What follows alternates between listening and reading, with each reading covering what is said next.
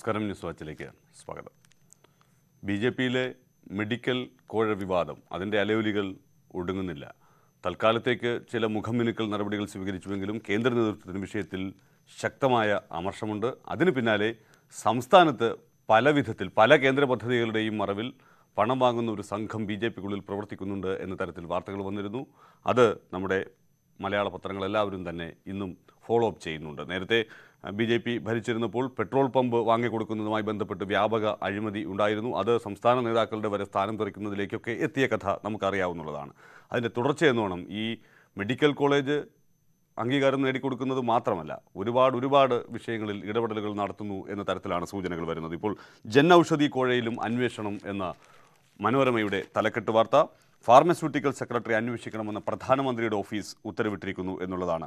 സാധാരണക്കാർക്ക് കുറഞ്ഞ വിലയിൽ മരുന്നുകൾ ലഭ്യമാക്കാനുള്ള പ്രധാനമന്ത്രിയുടെ ജൻ ഔഷധി പദ്ധതിയുമായി ബന്ധപ്പെട്ട് സംസ്ഥാനത്ത് നടന്ന ക്രമക്കേടുകളെക്കുറിച്ച് അന്വേഷിക്കാൻ പ്രധാനമന്ത്രിയുടെ ഓഫീസ് നിർദ്ദേശം നൽകി. സ്റ്റോർ അനുവദിക്കൽ, മരുന്ന് വിതരണം എന്നിവ ഉൾപ്പെടെ മുഴുവൻ ക്രമക്കേടുകളും അന്വേഷിക്കാനും പദ്ധതിയെക്കുറിച്ച് ജനങ്ങൾക്ക് അറിവ് നൽകാൻ നടപടികൾ സ്വീകരിക്കാനും ഉത്തരവിട്ടു എന്നാണ് പറയുന്നത്. മാരക രോഗങ്ങൾക്ക് വില കൂടിയ മരുന്നുകൾ ഉൾപ്പെടെയുള്ളവ കുറഞ്ഞ വിലയ്ക്ക് ലഭ്യമാക്കാൻ ലക്ഷ്യമിട്ടാണ് ജൻ ഔഷധി ആരംഭിച്ചത്. ഈ ഷോപ്പ് അനുവദിക്കുവാൻ ബി.ജെ.പിയിലെ ഒരു നേതാവിൻ്റെ നേതൃത്വത്തിൽ 4 ലക്ഷം രൂപ വരെ കോഴ വാങ്ങുന്നതായാണ് ആരോപണം. എറണാകുളം കേന്ദ്രീകരിച്ചാണ് കൂടുതൽ ക്രമക്കേടുകൾ നടക്കുന്നത് എന്ന് പറയുന്നു.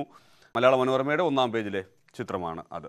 ഇതുമായി ബന്ധപ്പെട്ട് കേരള കൗമുദിയും പ്രധാന വാർത്ത നൽകിയിരിക്കുന്നുണ്ട്. ബി.ജെ.പി മെഡിക്കൽ കോഴ നേരറിയാൻ CBI എന്ന തലക്കെട്ടിൽ. കുറ്റക്കാർക്കെതിരെ കർശന നടപടിക്ക് കേന്ദ്ര സർക്കാരും പാർട്ടി കേന്ദ്ര നേതൃത്വവും. 2 ഡസൻ ബി.ജെ.പി നേതാക്കളുടെ ഫോൺ നിരീക്ഷണത്തിൽ. മെഡിക്കൽ കോളേജ് ബി.ജെ.പി സംസ്ഥാന ഘടകം കത്തു നൽകി. നേതൃയോഗത്തിനിടെ കേന്ദ്ര നിർദ്ദേശം. കമ്മീഷൻ റിപ്പോർട്ട് മാറ്റി എഴുതാൻ നീക്കം. ഇത്രയും 4 ഉപവാർത്തകൾ കൂടി ഇതുമായി ബന്ധപ്പെട്ട് നൽകുന്നു. ബി.ജെ.പി നേതാക്കൾ കോഴ വാങ്ങിയെന്ന ആരോപണത്തിൽ കേന്ദ്ര ഇന്റലിജൻസ് ബ്യൂറോ വിശദമായ അന്വേഷണം തുടങ്ങി. സംഭവത്തിന്റെ ആഴവും വ്യാപ്തിയും മനസ്സിലാക്കിയ ശേഷം CBI അന്വേഷണത്തിന് ഉത്തരവിടാനാണ് നീക്കം. ഇക്കാര്യത്തിൽ 2 ദിവസത്തിനകം തീരുമാനമുണ്ടാകും. സംസ്ഥാനത്തെ 2 ഡസൻ ബി.ജെ.പി നേതാക്കളുടെ സംഭവവുമായി ബന്ധപ്പെടാൻ സാധ്യതയുള്ളവരുടെയും ഫോണുകൾ നിരീക്ഷണത്തിലാണ്. പണം കടത്തിയത് ഹവാല വഴിയാണെന്നത് ഇതിന് പിന്നിൽ വൻ സ്രാവുകൾ ഉണ്ടെന്ന സംശയത്തിനും ഇടയാക്കിയിട്ടുണ്ട്. കേന്ദ്ര സർക്കാരിൻ്റെ പ്രതിച്ഛായയെ ബാധിക്കുന്ന തരത്തിൽ നടന്ന അഴിമതിക്ക് പിന്നിലുള്ളവരെ അവർക്കെതിരെ കർശന നടപടിയെടുക്കാനാണ് സർക്കാരിൻ്റെയും ബി.ജെ.പി കേന്ദ്ര നേതൃത്വത്തിൻ്റെയും തീരുമാനം. ഇപ്പോൾ തന്നെ കേന്ദ്രമന്ത്രിമാർക്കും പ്രമുഖ ഉദ്യോഗസ്ഥർക്കും അറിയപ്പെടുന്ന ഇടനിലക്കാർക്കും എതിരെ CBIയുടെ കണ്ണുകളുണ്ട്. അത് കേരളത്തിലെ ഈ സംഭവത്തിൻ്റെ കൂടി പശ്ചാത്തലത്തിൽ അത് കൂടുതൽ സജീവമാക്കുന്നതിനുള്ള നീക്കം നടക്കുന്നു എന്നതാണ്. NCP സംസ്ഥാന അധ്യക്ഷൻ ഉഴവൂർ വിജയൻ അന്തരിച്ചു. ഇന്നലെ ഇതേ സമയത്തായിരുന്നു അദ്ദേഹത്തിൻ്റെ മരണവാർത്ത പുറം ലോകം അറിയുന്നത്. ഉഴവൂർ വിജയനെക്കുറിച്ചുള്ള ഓർമ്മക്കുറിപ്പുകളും വാർത്തകളുമൊക്കെ എല്ലാവരും നൽകിയിരിക്കുന്നു. ഉഴവൂർ വിജയൻ അന്തരിച്ചു എന്ന മലയാള മനോരമയിലെ വാർത്ത. സംസ്കാരം ഇന്ന് 12-ന് ഔദ്യോഗിക ബഹുമതികളോടെ കുറിച്ചിത്താനത്ത്. വിശദമായ റിപ്പോർട്ടുകൾ ഇതുമായി ബന്ധപ്പെട്ട് ഉൾപേജുകളിൽ നൽകിയിട്ടുമുണ്ട്. ഉദര കരൾ സംബന്ധമായ രോഗങ്ങൾക്ക് ഈ മാസം 11 മുതൽ ചികിത്സയിലായിരുന്നു. കഴിഞ്ഞ ദിവസം വെന്റിലേറ്റർ പ്രവേശിച്ച വിജയൻ്റെ ആരോഗ്യനില ഇന്നലെ പുലർച്ചെ വഷളാവുകയായിരുന്നു. 7 മണിയോടെയാണ് മരണം സ്ഥിരീകരിച്ചത്. മനോരമയുടെ തന്നെ 18-ാം പേജിൽ ഒരു ഓർമ്മക്കുറിപ്പുണ്ട്. ചിരിയോർമ്മകൾ ബാക്കിയാക്കി ഉഴവൂർ വിജയൻ. വഴിമാറിയത് മുണ്ടക്കൽ ശേഖരനല്ല, പല്ലായിരുന്നു. സമൂഹ മാധ്യമങ്ങൾ ഏറെ ആഘോഷിച്ച സംഭവമായിരുന്നു പ്രസംഗത്തിനിടെ ഉഴവൂർ വിജയൻ്റെ പല്ല് തെറിച്ചു പോയത്. കഴിഞ്ഞ നിയമസഭാ തെരഞ്ഞെടുപ്പിന് മുൻപായി NCPയുടെ ഉണർത്തി യാത്രയുടെ ക്കിടെയായിരുന്നു ഈ സംഭവം. കാസർഗോഡ് വെച്ച് പ്രസംഗത്തിനിടെ വഴിമാറടാ മുണ്ടക്കൽ ശേഖര എന്ന് പറഞ്ഞതിനൊപ്പം പല്ലും തെറിച്ചു വീഴുന്ന വീഡിയോ ദൃശ്യം ടെലിവിഷൻ ചാനലുകളുടെ ഹാസ്യപരിപാടികളിലും സമൂഹ മാധ്യമങ്ങളിലും വൈറലായി. ഇതേക്കുറിച്ച് ചോദിച്ചപ്പോഴും ഉഴവൂർ വിജയൻ്റെ മറുപടി സ്വതസിദ്ധമായിരുന്നു. ഇതുകൊണ്ടൊന്നും ചന്തുവിനെ തോൽപ്പിക്കാനാവില്ല.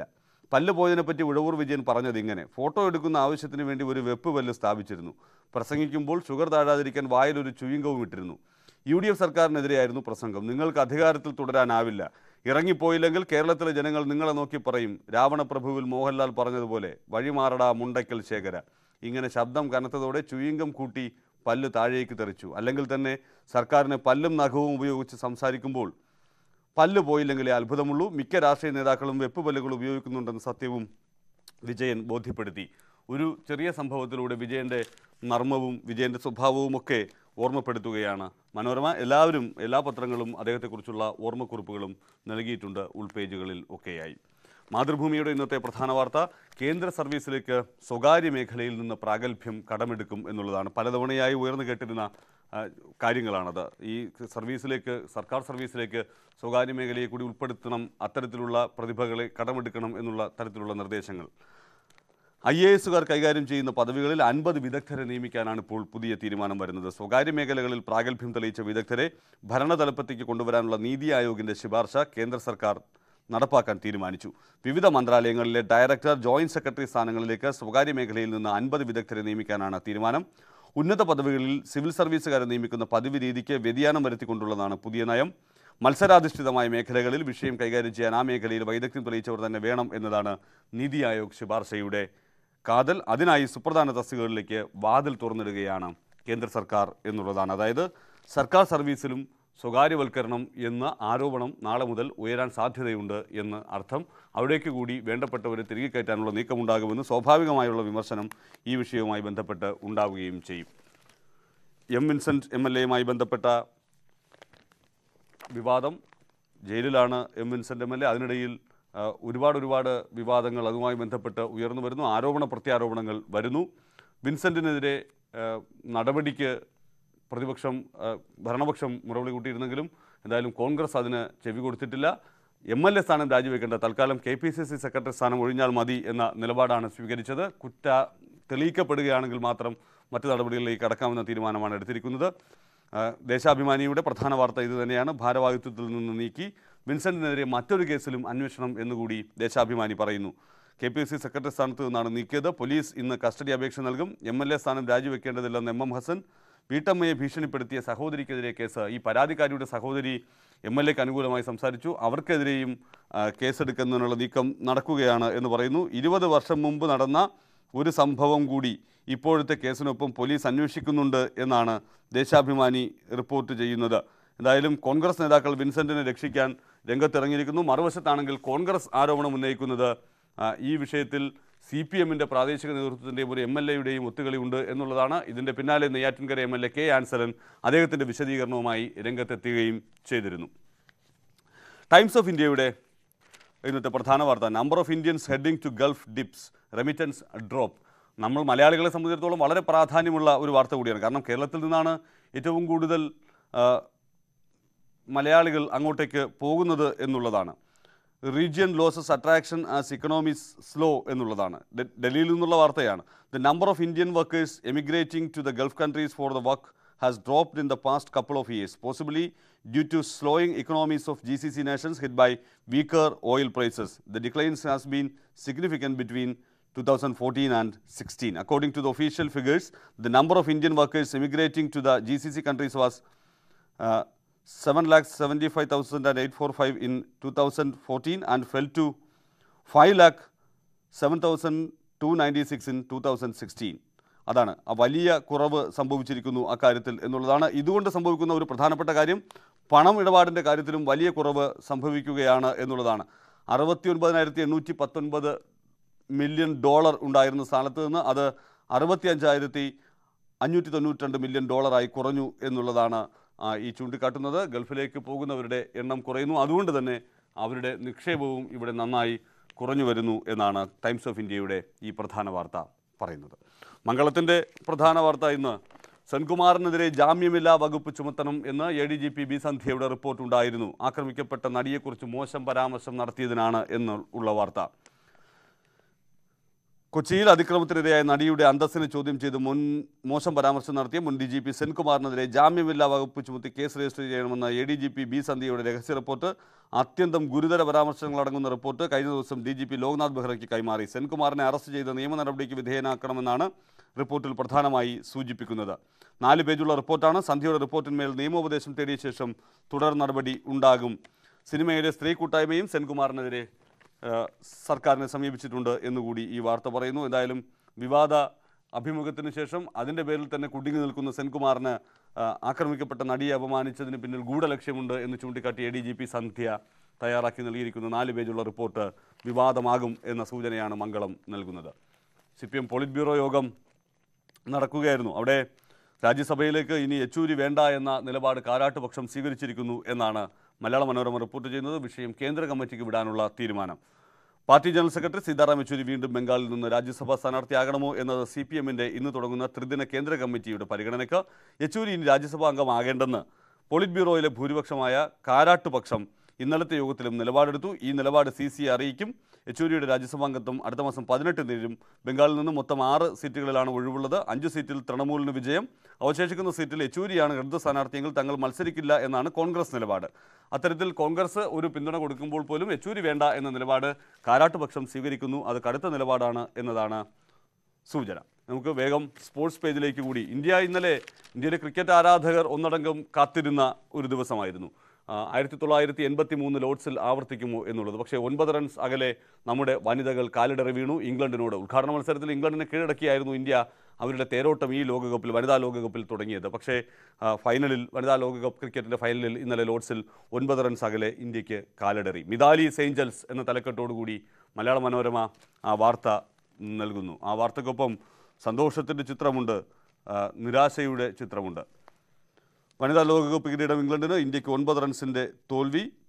ആ വിവരങ്ങളൊക്കെ നൽകുന്നതിനോടൊപ്പം കിരീടമില്ലെങ്കിലും ഇവർ രാജ്ഞികളാണ് എന്ന കാര്യം തന്നെ ചൂണ്ടിക്കാട്ടുകയാണ് മലയാള മനോരമ. ഇന്ത്യൻ കുതിപ്പിലെ മലയാളി സ്പർശം എന്ന നിലയിൽ അവരുടെ ഫീൽഡിംഗ് പരിശീലകനായിരുന്ന സഞ്ജു വി സാംസന്റെ അടക്കം പരിശീലകനായിരുന്ന ബിജു ജോർജിനെ കുറിച്ചുള്ള പ്രത്യേക കുറിപ്പും ഈ വാർത്തയ്ക്കൊപ്പം നൽകുന്നുണ്ട്. ഏതായാലും കിരീടനഷ്ടത്തിലും മറക്കാതിരിക്കേണ്ട ചില കാര്യങ്ങൾ കൂടിയുണ്ട്. കായികക്ഷമതയിലോ പോരാട്ട ശൗര്യത്തിലോ ആൺ സംഘത്തേക്കാൾ തരിക്ക് പോലും പിന്നിലല്ലെന്ന് ടീം ഇന്ത്യ നിരന്തരമായ മികച്ച പ്രകടനങ്ങളിലൂടെ തെളിയിച്ചു. ഫൈനലിലെ തോൽവിക്കും അന്തസ്സ് നൽകുന്ന വിജയങ്ങളുണ്ടായി. ഇന്ത്യൻ പെൺമയ്ക്ക് മേൽവിലാസം നൽകിയ കുതിപ്പിന് കൊടിപിടിച്ച മിതാലിക്കും സംഘത്തിനും 125 കോടി നന്ദി എന്ന് പറഞ്ഞാണ് ഈ വാർത്ത അവസാനിപ്പിക്കുന്നത്. എന്തായാലും കിരീടം നഷ്ടമായെങ്കിലും മേൽവിലാസം ഉണ്ടാക്കാൻ ഇന്ത്യൻ വനിതാ ക്രിക്കറ്റിന് കഴിഞ്ഞു എന്നുള്ള കാര്യത്തിൽ സംശയമില്ല. പ്രതിഭകളുണ്ട് എന്ന് തെളിയിക്കാനും അവർക്ക് സാധിച്ചിരിക്കുന്നു. അതിലൊരു മലയാളി സ്പർശം കൂടിയുണ്ട്. അത് ബിജു ജോർജ് ആണ് എന്നുള്ളത് നമുക്കും അഭിമാനിക്കാനുള്ള ഒരു അവസരം. ISLലെ പ്ലെയർ ഡ്രാഫ്റ്റ്, ആഭ്യന്തര താരങ്ങളുടെ ലേലം അത് കഴിഞ്ഞ ദിവസം നടന്നു. ഒരു ലേലത്തിൻ്റെ സ്വഭാവമില്ല, അതുകൊണ്ടാണ് അതിനെ പുതിയ പേരിട്ട് വിളിക്കുന്നത്, പ്ലെയർ ഡ്രാഫ്റ്റ് എന്ന പേരിട്ട് വിളിക്കുന്നത്. അവിടെ എല്ലാ ടീമുകളും ആഭ്യന്തര താരങ്ങളെ സ്വന്തമാക്കിയിരിക്കുന്നു. വടക്കു നോക്കി ബ്ലാസ്റ്റേഴ്സ് എന്നാണ്. ISLൽ കളിക്കാൻ 11 മലയാളികളുണ്ട്. റിനോ ആൻഡോ ബ്ലാസ്റ്റേഴ്സിലേക്ക് വരുന്നു. ബ്ലാസ്റ്റേഴ്സ് വിളിച്ചെടുത്തവരിൽ അധികവും വടക്കു കിഴക്കൻ താരങ്ങളാണ്.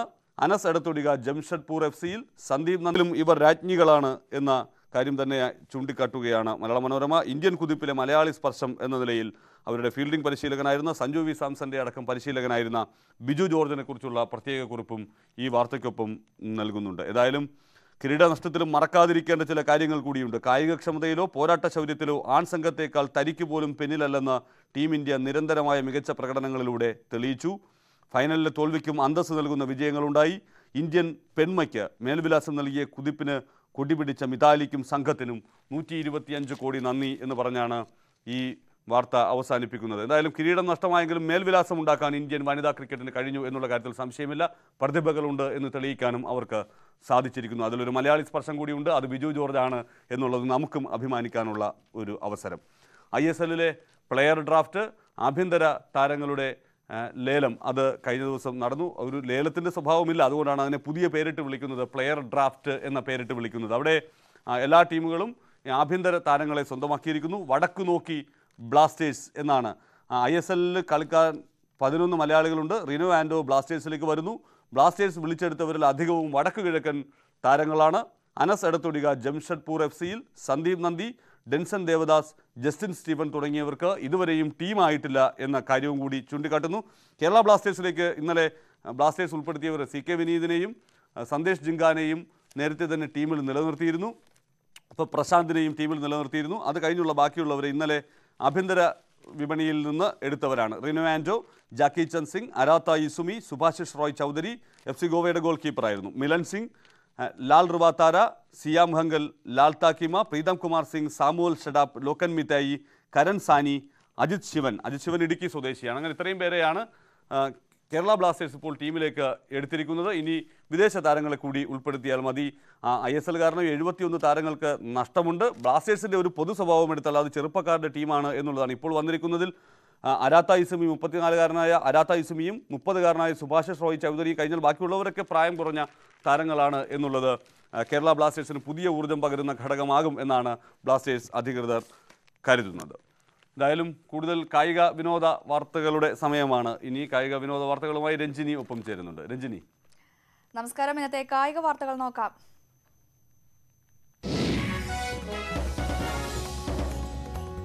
പഠിക്കൽ കളമുടച്ച ഇന്ത്യൻ വനിതകൾ. കിരീടം കൈവിട്ടത് 9 റൺസിന്. അവസാന 7 വിക്കറ്റുകൾ വീണത് 28 റൺസിന്. ഇംഗ്ലണ്ടിന്റേത് 4ാം ലോക കിരീട നേട്ടം.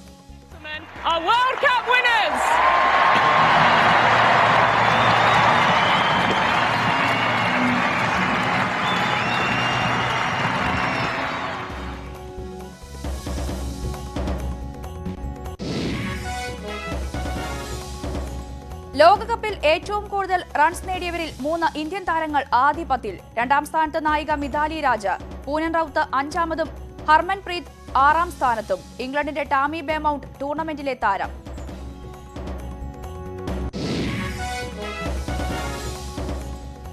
ISL 4ാം സീസണിലേക്കുള്ള താരങ്ങളുടെ ഡ്രാഫ്റ്റ് പൂർത്തിയായി. റിനോ ആന്റോയും അരാത്ത ഇസ്മിയും കേരള ബ്ലാസ്റ്റേഴ്സിൽ, അനസ് ജംഷഡ്പൂരിൽ.